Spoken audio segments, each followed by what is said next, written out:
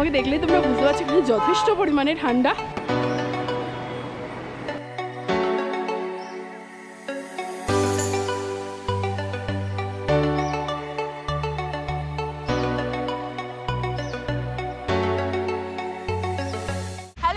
Good morning, welcome and welcome back to my channel. আজকে বৃষ্টির মধ্যে দিয়ে ভিডিও স্টার্ট করছি। এখন আমরা শ্রীনগর ছেড়ে বেরিয়ে গেছি। আজকে হচ্ছে 29 তারিখ। আমরা এখন যাচ্ছি পেহেলগাঁওয়ের উদ্দেশ্যে। বুঝতেই পারছো আমার কোটটা দেখে যে কত জোরে বৃষ্টি হচ্ছে, তো সেই জন্য তাড়াহুড়ো করে হোটেল থেকে বেরিয়েছি বলে আমি আর ভিডিওটা স্টার্ট করতে পারিনি। মানে আমরা বেরিয়েছি 8টায়, এখন 10:30 বাজে। এখানে এই যে ব্যাটের ফ্যাক্টরি রয়েছে, এখানে ব্যাট তৈরি হয়। এখান দিয়ে পীযূষ ব্যাট দেখছে, মেবি ও কিনবে, তো সেই জন্য আমিও ভাবলাম ভিডিওটা এখান থেকেই স্টার্ট করি। আজকে পুরো হচপাচ হয়ে গেছে, কারণ জানলা খুলতে পারছি না, গাড়িতে এত সাফোকেশন লাগছে যে কি বলবো। বাট রাস্তা কিন্তু ভীষণ ভালো। শ্রীনগর থেকে পেহেলগাঁওয়ের যে রাস্তা, আমরা যেদিকে যাচ্ছি রাস্তা খুবই ভালো। তো চলো আর কিছুক্ষণের মধ্যে পেহেলগাঁও পৌঁছে যাবো। বাট পুরো থ্রু আউট আজকের দিন বৃষ্টি দেখাচ্ছে। জানি না পেহেলগাঁওতে গিয়ে আমরা সাইট সিন কী করে করতে পারবো। আজকে মোটামুটি আমাদের ওই আরু ভ্যালি, বেতাব ভ্যালি, চন্দনবাড়ি এগুলো ঘোরার আছে। কী হবে জানি না, সবটাই তোমরা দেখতে পারবে। আর ভিডিওটা ভালো লাগবে তো সাথে থাকো। চলো। কাশ্মীরের লোকাল লোকেদের কাছে এটাই কিন্তু হিটার, যেহেতু এখানে অনেকটা সময়ই ঠান্ডা থাকে। এরা যে কোটগুলো পরে ওই কোটের নিচে এটা ধরে থাকে, এখান থেকে কিন্তু বেশ ভালোই গরম বেরোয়। শ্রীনগর থেকে পেহেলগাঁও যাওয়ার রাস্তা ভীষণ সুন্দর, বৃষ্টির জন্য যেন আরও বেশি সুন্দর লাগছিল। আর এটা কিন্তু অ্যাপেল গার্ডেন, যখন অ্যাপেলের সিজন হয় তখন কিন্তু ভরে ভরে এখানে অ্যাপেল থাকে। এখন বাস গাছগুলোই সুন্দরভাবে সাজানো রয়েছে।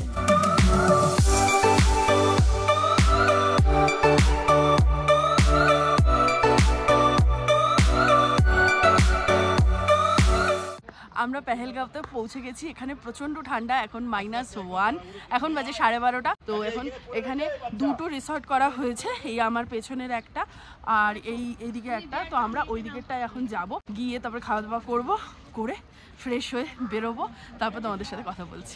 হঠাৎ করে এখানে নেমে প্রচণ্ড বেশি ঠান্ডা লাগছিল, -1 বলে কথা। আর আমি না ঘুমিয়ে পড়েছিলাম আজকে আস্তে আস্তে, তো সেই জন্যে আর কি বেশি ঠান্ডা লাগছিল। তো এখন এই লাগেজ নিয়ে আমরা যাচ্ছি। আর তার মধ্যে পায়ের মধ্যে একটুখানি মুচকে গেল, মানে এই ঢালু রাস্তা, তো কথা বলতে বলতে নামছি, হঠাৎ করে পাটায় কেন ক্র্যাম্প ধরে গেল। চলো ঠান্ডা লাগছে। এখানে দেখো প্রত্যেকটা হোটেলেই দেখলাম মোটামুটি এরমভাবেই জল গরম হয়। এইখান থেকেই জল গরম হয়ে আমাদের ওয়াশরুমে যায়, আলাদা করে কিন্তু হিটারের কোনো ব্যবস্থা আমি দেখলাম না। হোটেলে এসে রেডি হয়ে রেডি ছিলাম, টাচ আপ করে খাওয়া দাওয়া করে আমরা এখন বেরিয়ে গেছি। এবার আমি ভিডিও করছি আর এখন দেখছি যে এই জিনিসটা চোখের মধ্যে চলে এসেছে। এবার এটাকে আবার ওঠাতে হবে, অদ্ভুত লাগছে। আর আমাকে দেখলেই তোমরা বুঝতে পারছো এখানে যথেষ্ট পরিমাণে ঠান্ডা। আর এখন আমরা গাড়ি বুক করেছি, যাচ্ছি চন্দনবাড়ির দিকে। আর আমার বরকে দেখলে তো কোনোভাবেই মনে হয় না ঠান্ডা এখানে। তো চলো এবার যাওয়া যাক।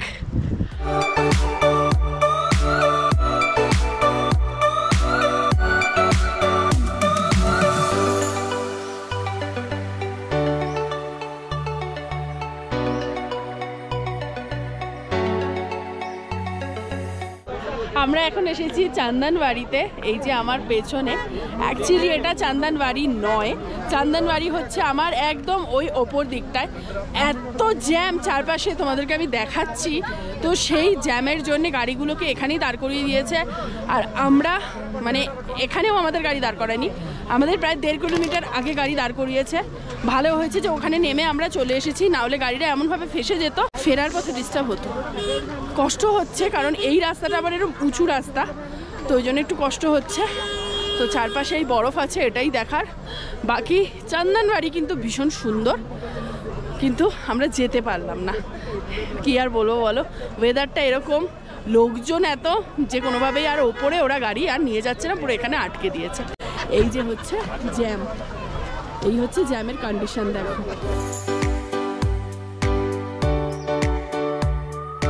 আবারও বৃষ্টি শুরু হয়ে গেছে অলরেডি। কালকে সোনমার্গে বৃষ্টি ভিজিয়ে দিয়েছে বলে আমার গলা ভেঙে গেছে, তোমরা বুঝতেই পারছো। আর প্রচন্ড ঠান্ডা লেগেছে। কালকে রাতে ক্যালপল খেয়েছি, তারপর তিয়াশারা কাশির সিরাপ এনেছে, সেটা খেয়েছি। অফ কি বলবো, কাসলে গিয়েও আমার এরকম গলা ভেঙেছিল। আসলে আমার ঠান্ডা জল খেতে খুব ভালো লাগে, কিন্তু ঠান্ডা জল খাওয়ার পরে ব্যাপারটা বুঝতে পারি যে কতটা ভয়ঙ্কর হয়ে যায় পাহাড়ে এসে।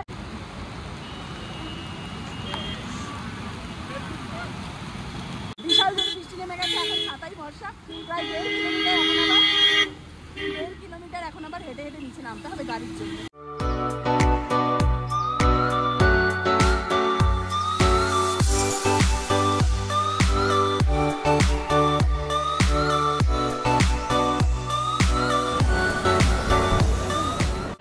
আমরা ঢুকে গেছি বেতাব ভ্যালিতে। 100 টাকা করে টিকিট নিয়েছে, 4 জনের 400 টাকা। আর এখানে লেখাই রয়েছে এটা কি হাগান ভ্যালি ছিল, তারপর এটা যখন বেতাব মুভি শ্যুট হয়েছে 1983-তে, তারপর থেকে এটা বেতাব ভ্যালি নামেই পরিচিত হয়েছে। তো এই হচ্ছে বেতাব ভ্যালি। এবার ভেতরে গিয়ে দেখি কি আছে, চল।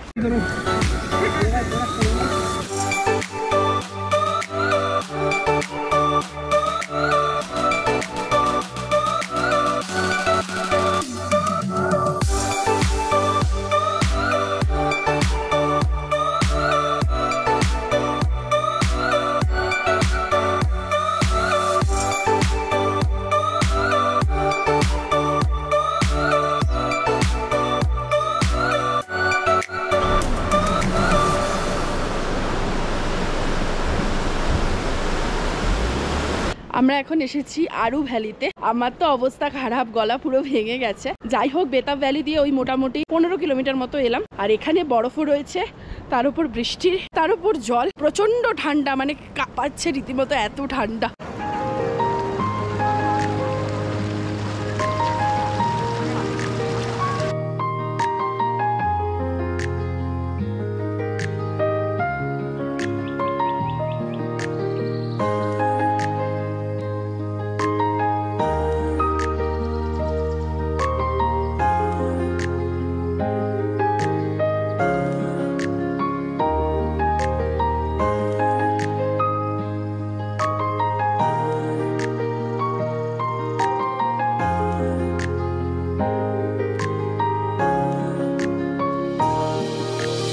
আমাদের ঘোরা মোটামুটি শেষের পথে। ভালোই ঘুরেছি, খারাপ বলবো না, কিন্তু ওইভাবে স্যাটিসফাইড নই আমরা কেউই। কারণ বৃষ্টি হলো, ঠান্ডাকে কমপ্লেন করে তো লাভ নেই, ঠান্ডা তো হবেই, ঠান্ডা জেনে এসেছি।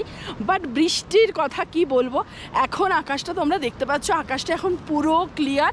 আর আমরা এখন আরু ভ্যালি দিয়ে বেরোচ্ছি। যাই হোক, চলো এখন মজা টজা করলাম, আমরা ভিডিও টিডিও তুললাম, রিল টিল তুললাম। তিয়াশা কেমন মজা করলে? খুব ভালো, বৃষ্টির মধ্যে একদম দারুণ।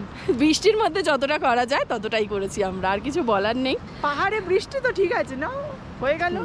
নৈনিতালেও বৃষ্টি, এখানেও বৃষ্টি। আর আমাদের যে ছাতাটা সেটা হরিদ্বার, জয়পুর, নৈনিতাল, কাশ্মীর সব কিছুর বৃষ্টি খেলো। যে ওই ছাতাটা আমি পরের বার ট্রিপে আনবো না, অন্য ছাতা আনবো। আমরা যে গাড়িটা বুক করেছি 4 জনে, ওটা 2200 নিয়েছে প্রত্যেকটা স্পটে। মানে আরু ভ্যালি, বেতাব ভ্যালি, চন্দনবাড়িতে 1 ঘন্টা করে দাঁড়াবে। এই হচ্ছে সময়ের মানে ডিউরেশন আর কি।